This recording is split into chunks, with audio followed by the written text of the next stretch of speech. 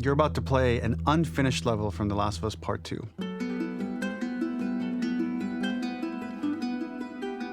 The reason we added this section is there are a few sequences, and we picked the 3 of the best ones, that we cut from the game. You know, often we build a game that's much bigger than what ends up being the final product.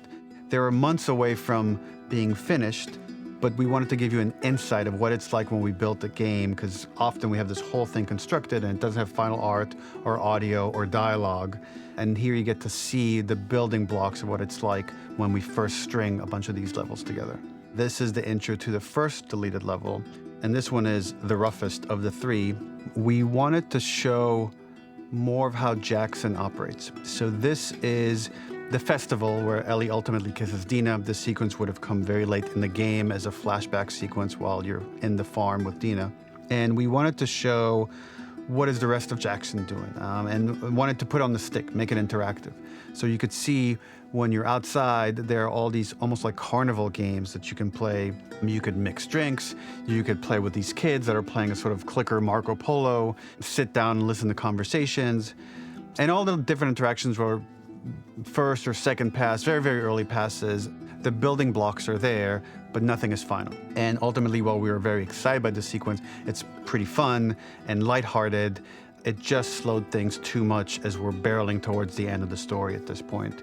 So again, reminder, rough, missing audio, missing animation, missing gameplay tweaks, missing dialogue, but pretty representative of what it would have been. So enjoy.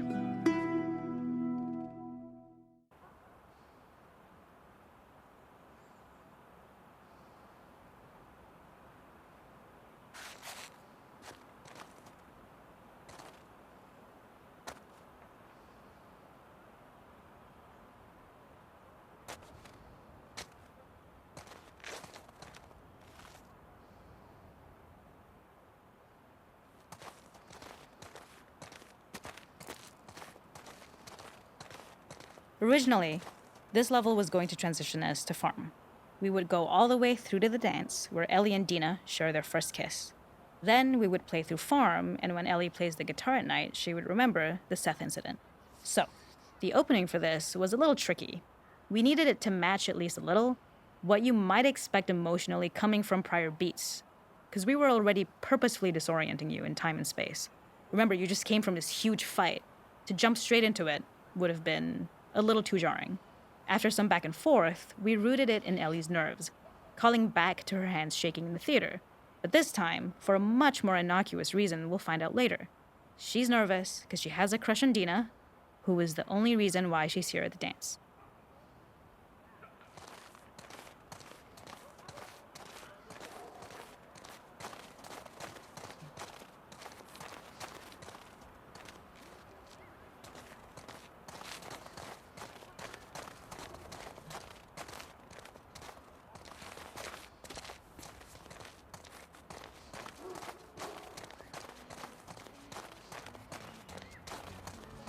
Something we really wanted to do was highlight the way their lives had turned upside down since she went down this path.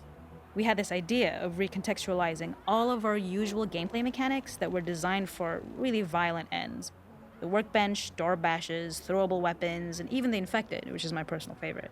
Peppered throughout the level are moments of levity or shared history, all the while seeing how happy and mundane they all were before her huge revenge odyssey.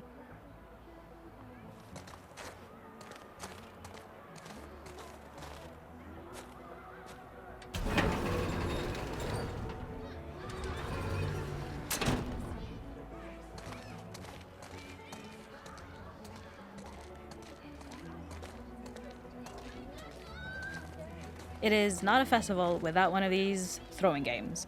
This one, of course, uses our throwable system where you're often chucking explosive things or stunning things, but for a more wholesome purpose, although some people take this game really seriously. A fun aspect of this is if you did well, you could win a toy here. Ellie would place it in her pocket. If you had done this, you'd find the toy with JJ, the baby, later back at the farm. When we cut this, the toy made it through anyway because it was so cute. It is the same one you see on the tractor at the farm. Ollie the elephant.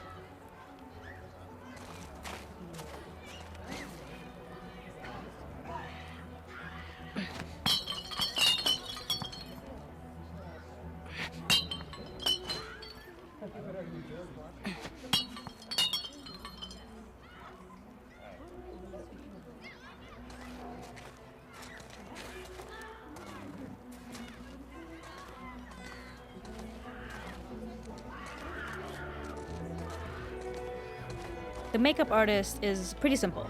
It's one of those little in-game scenes we peppered in to make it feel like Ellie had roots in the town.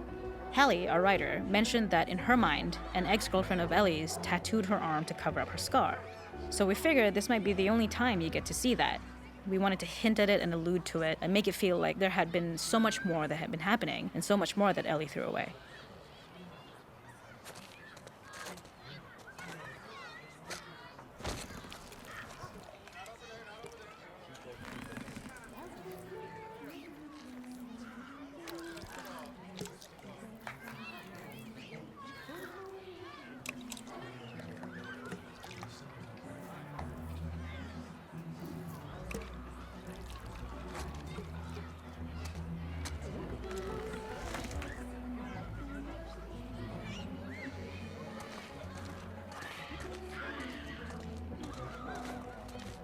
This is one of my favorite sections because I think that it achieves both the slice-of-life aspect of Jackson while also being a stark reminder of how dark the world that they live in really is.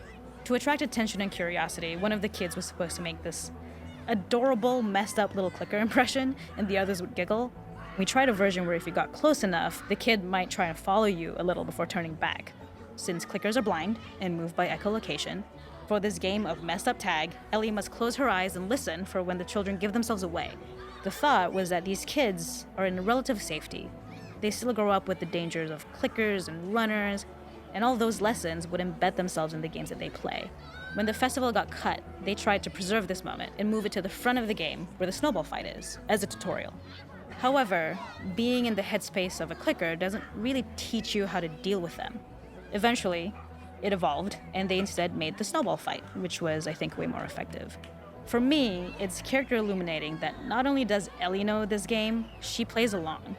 There's a familiarity with the kids that's really nice to see, especially because it's such a difference from the Ellie we see later, who has a sort of hollow normalcy that she's trying to get with JJ, but kind of fails.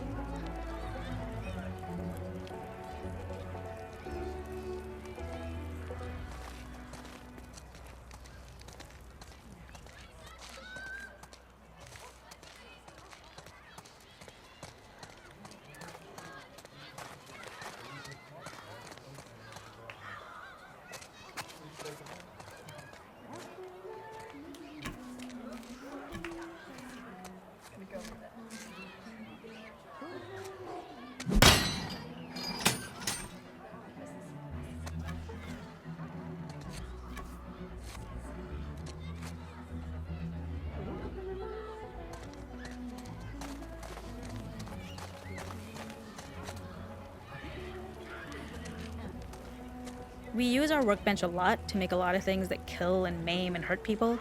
Here, we had the silly idea of using the same feel, harkening back to the same animations, using the exact same UI to instead fix a drink. Like the workbench, you could pick your base, and then you could add something to it. And at the time, we had some different reactions from Ellie based on how strong you chose to make the drink. Something we wanted to prototype though, before it got cut, was picking up some ingredients around to add, like a lime or maybe a bottle of someone's favorite whiskey or salt, like you were earning upgrades. We also toyed with having Ellie carry around the drink you made and occasionally sip it, psyching herself up to go talk to Dina inside because she's nervous. It got too noodly though, because she would need to keep placing it somewhere before she did anything, so it would have ended up more trouble than it was worth.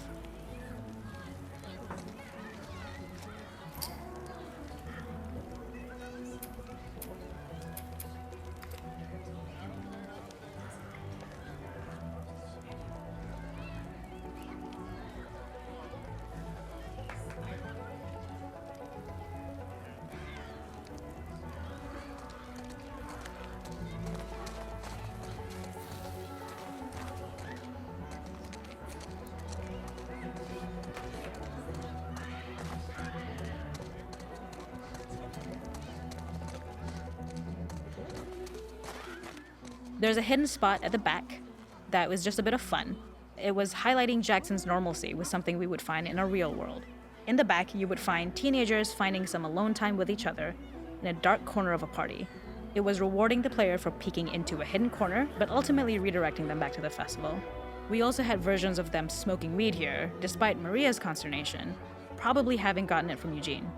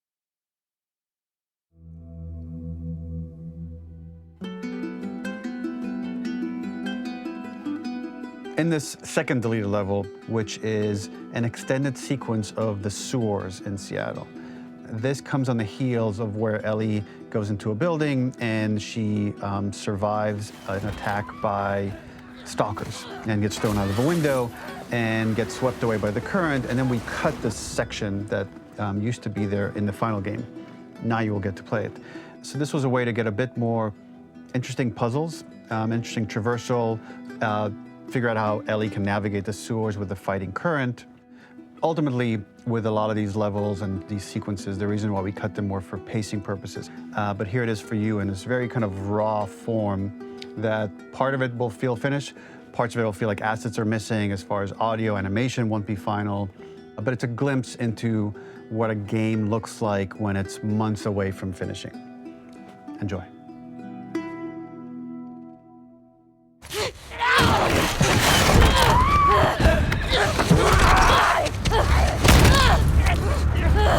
Get off me!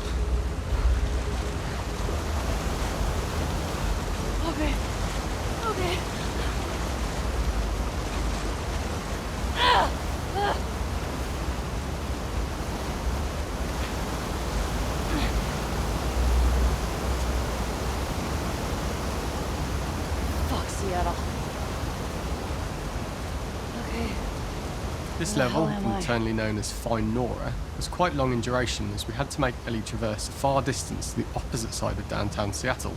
The sewer section was originally longer than what we released the game with, approximately 10 minutes more.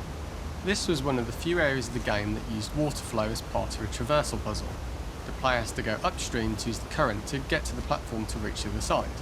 We mostly cut this mechanic game wide, however it remained in essence in the section swimming to the aquarium as Ellie when you were avoiding the waves.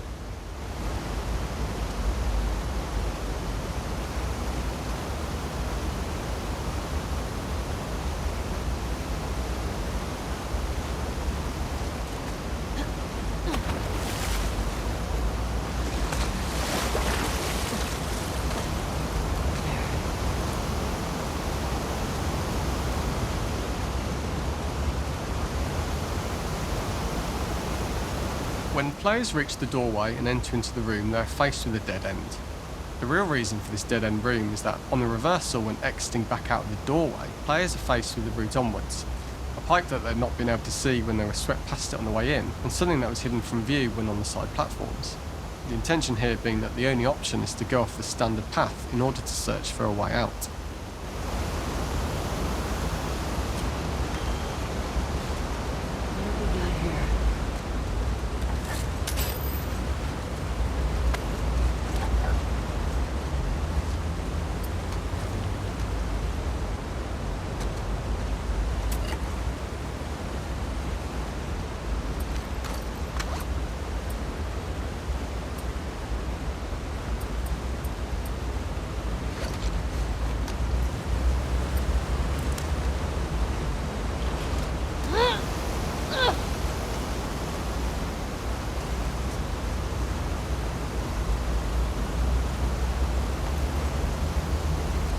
Get me the hell out of here. Throughout the rest of the level, we also used light to indicate to the player that they were heading in the right direction. At each turn, however, we blocked the direct route forward. Players would know that they just have to keep finding alternative paths, promoting those feelings of being desperate and trapped.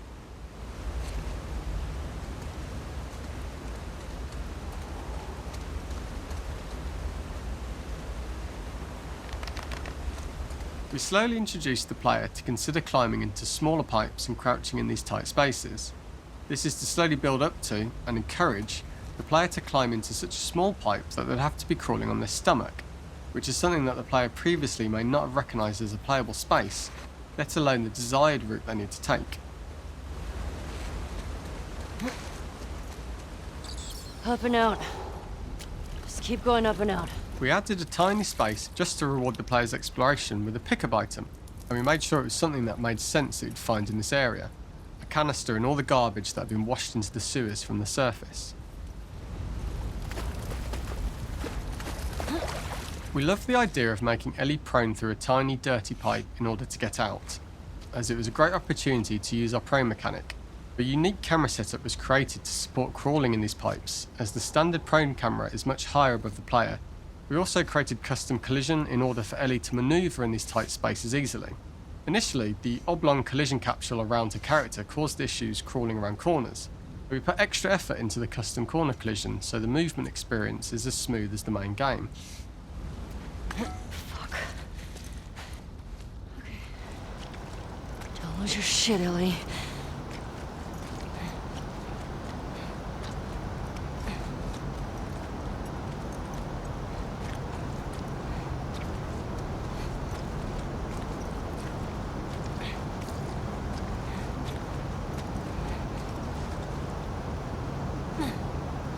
In order for the player to feel cramped, claustrophobic and desperate, we'd been enforcing the traversal mechanics that allow for a tight environment which promote these feelings.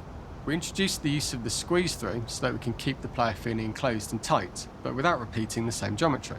Here we change from low ceilings with wider walls to high ceilings and tight walls to change up the spatial pacing and keep the level from repeating itself.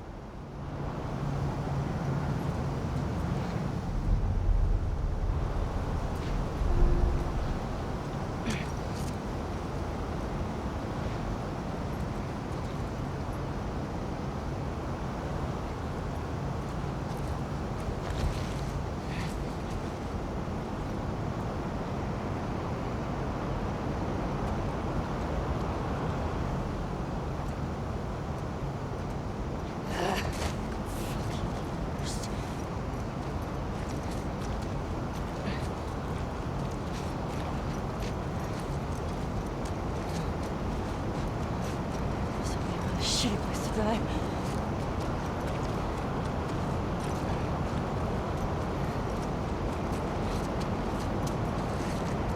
Originally, we had the waterline much higher here, so players had to swim through this tight tunnel. However, from watching user test feedback, it was occasionally causing people to discount the route entirely and turn back on themselves. So to avoid any risk of this happening in the final game, we present a lower water level so the tunnel is easy to see and commit to using. Although this isn't as impactful without the prone swim, it's the better decision as it means a smoother experience for the player with no backtracking frustration.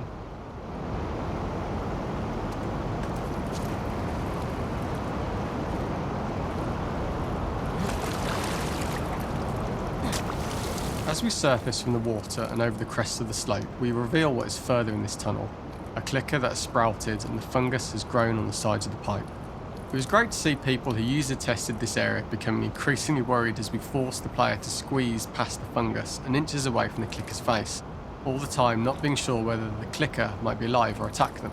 Although we aren't as cruel as to force a clicker attack in such close proximity, we do have a payoff for this moment. This clicker momentarily turned into Joel to show Ellie's PTSD from what happened to Joel at the start of the game. Ultimately, we decided to save this moment for the farm level, as it was more impactful there because it could become the centrepiece of that experience. Whereas in the sewers, we weren't able to make it as much of a narrative point and give it the breathing room and reaction time that it deserves, given the tight space.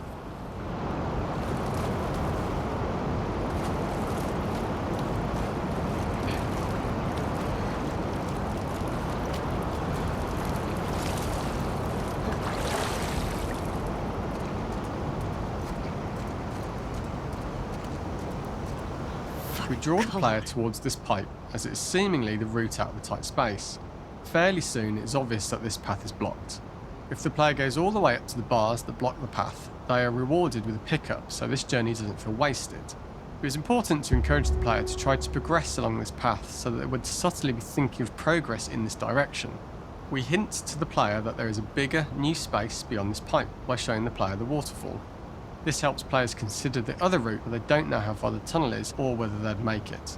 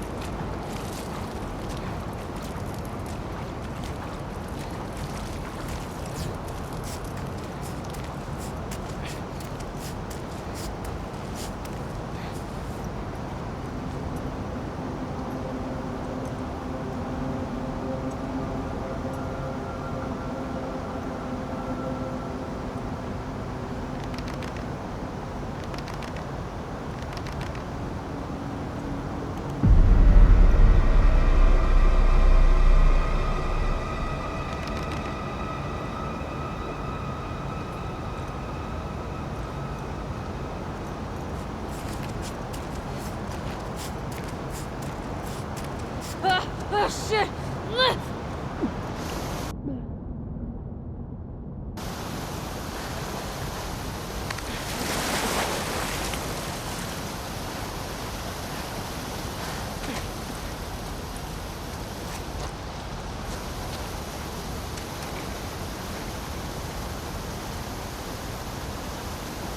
For the final section, we eventually opened you out into a wider area as you traverse through such tight spaces leading up to this, so changing the environmental pacing makes it begin to feel like we're coming to the end of Ellie's ordeal.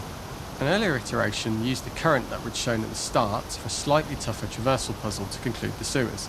The ladder was clearly visible from most of the area, but the player was faced with a fast-flowing torrent of water they couldn't cross. If the player attempted to jump into the water, they were not able to swim across the ladder due to the water's speed, but instead they had to traverse the pipe running along the top of the space in order to get across the water.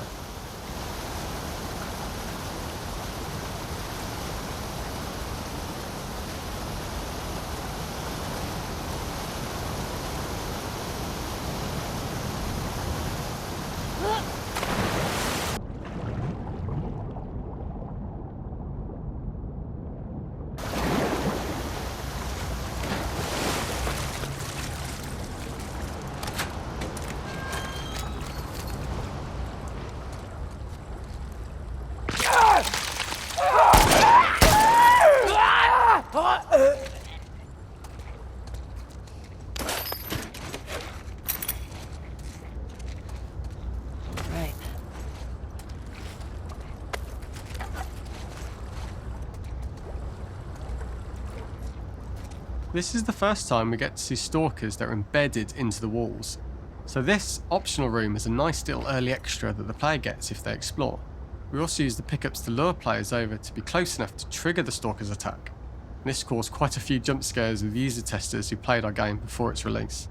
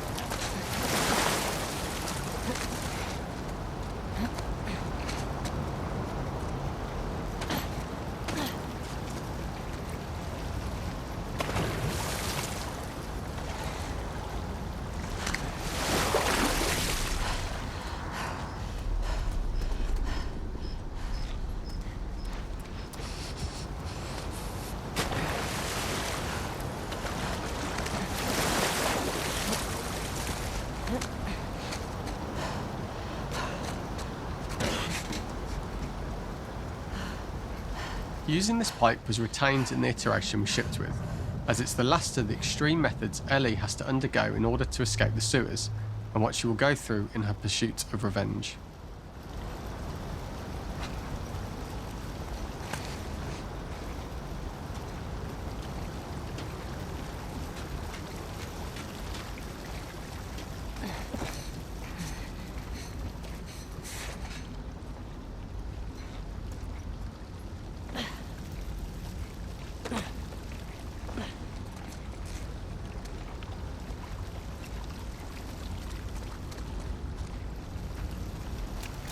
The last ladder climb is quite lengthy, and although we could have trimmed it down to a shorter climb, we liked how this last segment of the journey built anticipation for whether there was success at the top or not after all you've been through.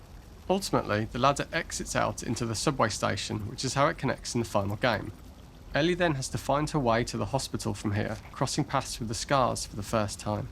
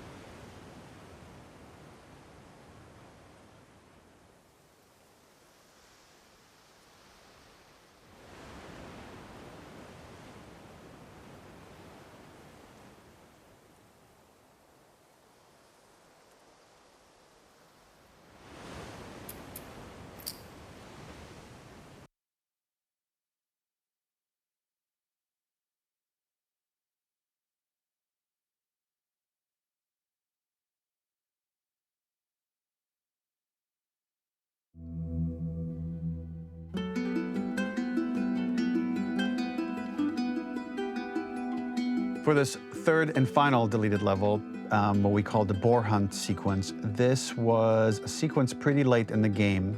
It was right after the whole Seattle Abby sequence where Abby spares Ellie. And then we wanted to come back into Ellie's story, but keep it a bit mysterious of how much time has passed, where is Ellie now? So we're coming in on Ellie and she's following a trail of blood. And we wanted to mirror in a way the deer hunt sequence from the first game, but this time do it with a boar. And there's something with Ellie that now she can't let go of this violence. She's pursuing it, even against this innocent animal. This was another opportunity to show how the violence that Ellie has experienced, the violence that she witnessed being afflicted onto Joel, is still sticking with her, and she's still experiencing these PTSD moments. This was a sequence that was pretty far along and was cut pretty late in production. Parts of it are still really rough, but the gameplay, the building blocks were all there. I think you'll have fun to see, like, again, a rough, unfinished sequence that you can play. You can see all the way to the end, and including a cinematic that we end up cutting. And the remnants of the sequence ended up being mentioned in Ellie's journal. So this part of the story that we developed still made its way into the game as kind of optional stuff that you could read about, but here you get to experience it. So as a reminder, this is pretty rough, months away from being finished, but you get to see it now.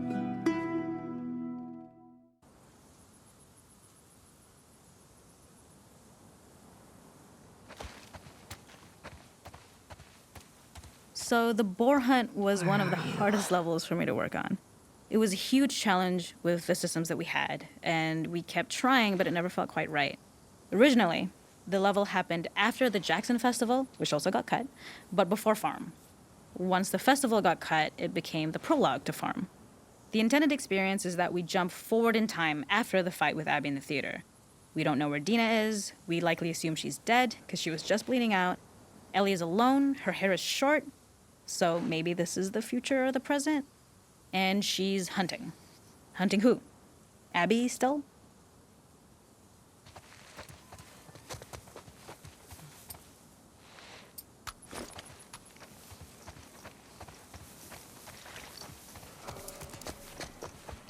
Where's the blood?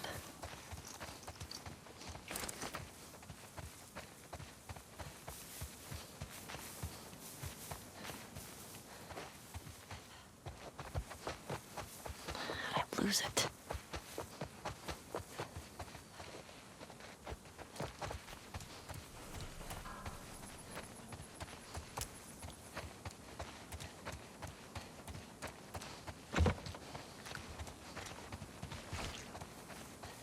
There it is.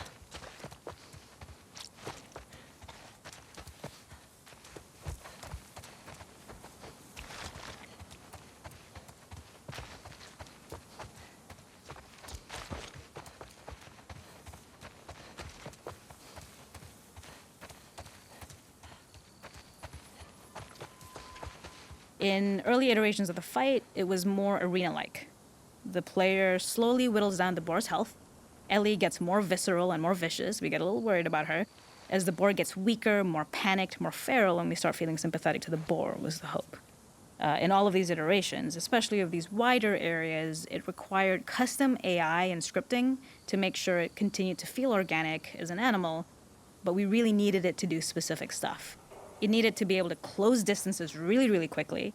It needed to charge to attack, but we wanted the feeling of hunting, so we needed to track it down from afar. And we also needed to discourage the player from attacking the boar when it's that close, or it would kind of turn into this melee kerfuffle. How do we do this in our world while keeping the boar believable?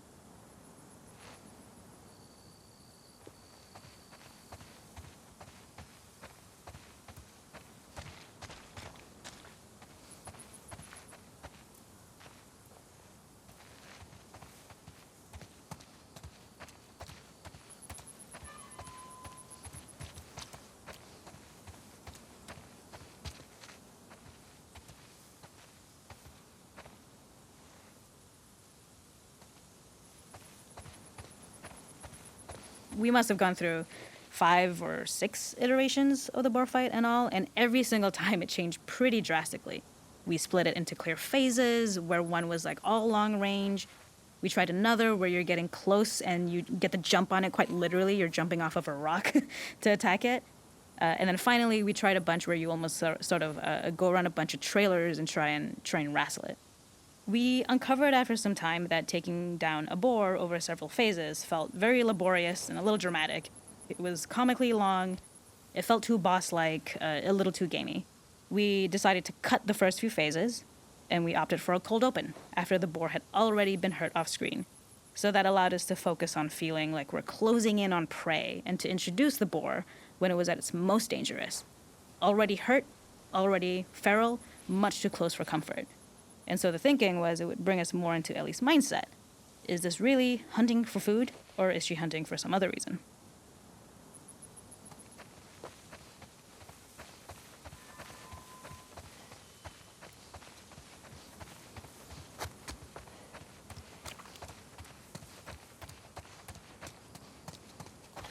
In early iterations of the fight, it was more arena-like. The player slowly whittles down the boar's health. Ellie gets more visceral and more vicious. We get a little worried about her. As the boar gets weaker, more panicked, more feral, and we start feeling sympathetic to the boar, was the hope. In all of these iterations, especially of these wider areas, it required custom AI and scripting to make sure it continued to feel organic as an animal, but we really needed it to do specific stuff. It needed to be able to close distances really, really quickly. It needed to charge to attack, but we wanted the feeling of hunting, so we needed to track it down from afar. And we also needed to discourage the player from attacking the boar when it's that close, or it would kind of turn into the gas station was built to highlight the boar's destructiveness. Since it's cramped, the boar feels larger. We also feel trapped with it, though perhaps it's trapped with us. When it charges, it gets to us quickly, so we must be on our toes. This made it more aligned with Ellie's sort of hunting for trouble mindset. Listening became more important, as well as moving around slowly so it didn't hear you. Could you spot it before it saw or heard you? And could you get a shot off quickly enough so you could dodge out of the way? Or is the shot worth the cost after? It feels like a gamble. By the end of the fight, everything would likely be in shambles. The boar would burst through the back, and Ellie would follow it and finally enact revenge.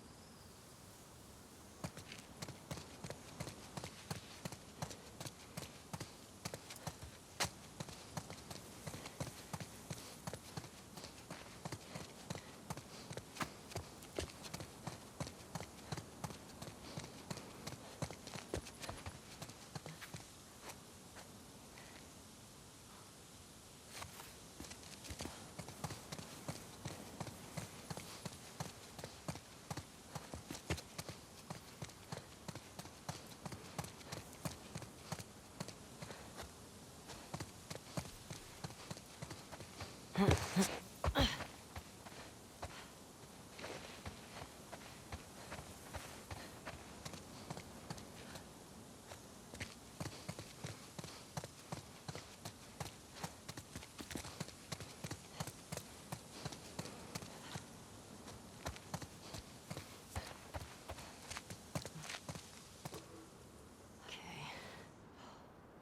can't see shit.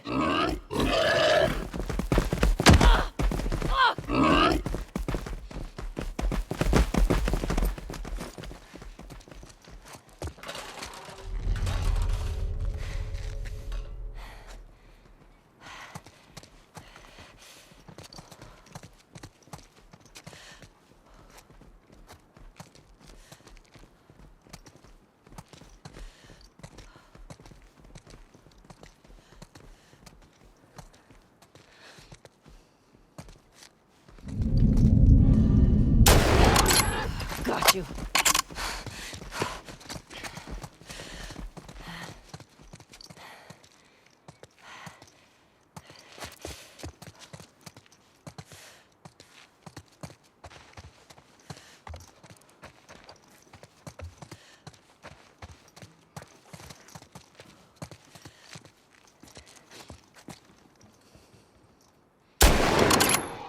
It's over. Nowhere to run.